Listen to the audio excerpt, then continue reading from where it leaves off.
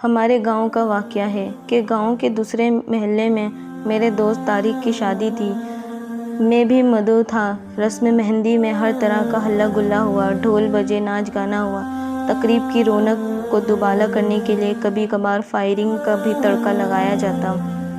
عزیز اقارب کے علاوہ دوست احباب بھی شادی میں شرکت کی غرض سے تشریف فرما تھے۔ رات تقریباً 2 بجے تقریب اختتام پذیر ہوئی۔ طارق کا تعلق ایک زمیندار گھرانے سے تھا۔ سب لوگوں سے ان کا رتبہ زیادہ تھا۔ کوٹھی، نوکر چاکر، ضروریات زندگی کی ہر چیز میسر تھی۔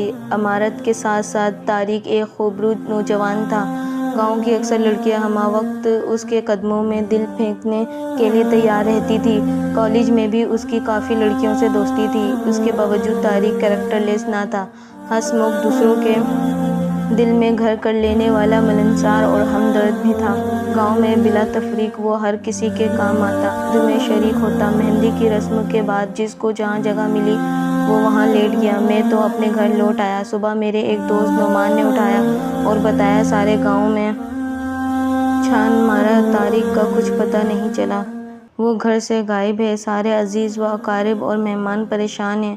بارات جانے کا ٹائم ہو رہا ہے۔ کاریں اور بسیں ہارن بجا بجا کر اپنی آمد کی خبر دے رہی ہیں۔ بینڈ والے بھی پہنچ چکے ہیں، مگر طارق کی اچانک گمشدگی نے سب کے ارمانوں پر اوس ڈال دی ہے۔ نہ جانے خوشیوں کو کس ظالم کی نظر لگ گئی ہے۔ خوشیوں بھرا آنگن ماتم کدہ بن گیا ہے۔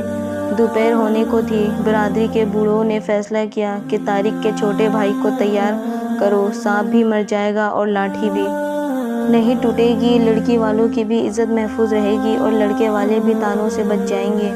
اس ساری صورتحال سے لڑکی والے بھی آگاہ ہو چکے تھے۔ انہوں نے اپنے ایک حامی کے ہاتھ طارق کے ہاں پیغام بھجوا دیا کہ ہم کو سب معلوم ہو چکا ہے، لہٰذا ہمارے ہاں آنے کی قطعی جرات نہ کرنا، کیونکہ ارشد بھی طارق کا ہی بھائی ہے، وہ طارق سے بھی 2 ہاتھ آگے ہوگا۔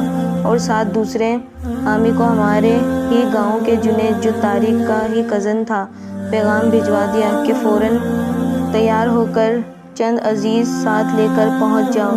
زیادہ دیر کرنے کی بھی کوئی ضرورت نہیں، کیونکہ ہم نے سب انتظام کر رکھا ہے۔ جنید کی تو جیسے لاٹری نکل آئی، خوشی سے پھولے نہیں سما رہا تھا۔ چند دن پہلے سے ماتم کدہ جنید کی اب پانچیں کھل رہی تھی۔ جب مجھے اس موقع کا علم ہوا تو میں سن کر حیران و پریشان ہو گیا اور بے اختیار پکار اٹھا۔ جنید طارق کا کزن تھا، مگر کسی بھی طور طارق کا ہم پلہ نہ تھا۔ یہی وجہ تھی کہ سائمہ کے گھر والوں نے جنید پر طارق کو ترجیح دی تھی۔ حالانکہ جنید اور سائمہ ایک دوسرے کو بچپن سے ہی جانتے تھے۔ سائمہ جنید کے سگے ماموں کی بیٹی تھی، مگر جہاں دولت